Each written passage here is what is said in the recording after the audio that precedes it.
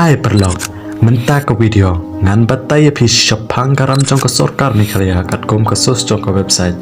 bat ngap Kumno halor kene ong isar ipa Ardent.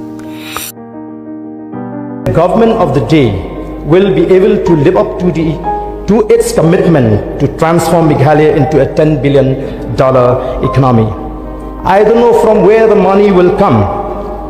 Can we continue to avail loans from various banks? The Controller and Auditor General had warned that the state's borrowing trend increased by over 63% in the past 5 years, and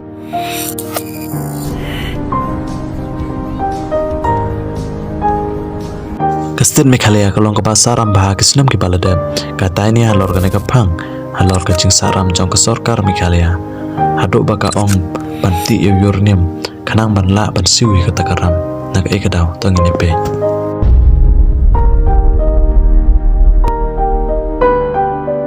Meghalaya Chief Minister Condon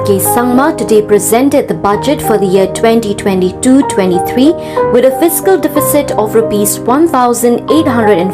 crore, which is 4.5%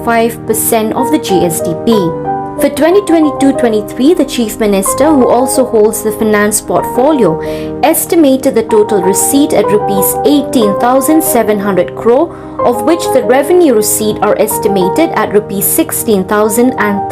crore and capital receipt at Rs 2,600. Katkum ke CAG, Controller and Auditor General.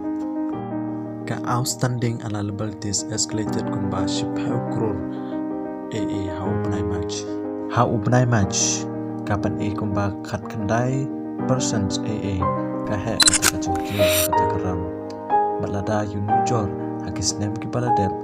kane kacing thok khat kum ka shilong ta ka Sorkar ka yem ha kata karam pan ai jubab ya ka CAG ban wat penia ka Sorkar Meghalaya emphasize that its borrowing practice have a consistently adhere shaka limit bala boda ka Sorkar plan fiscal indicator bat kaching page nakabanta how news nem arpusan ka Meghalaya ka total expenditure sangka kanthop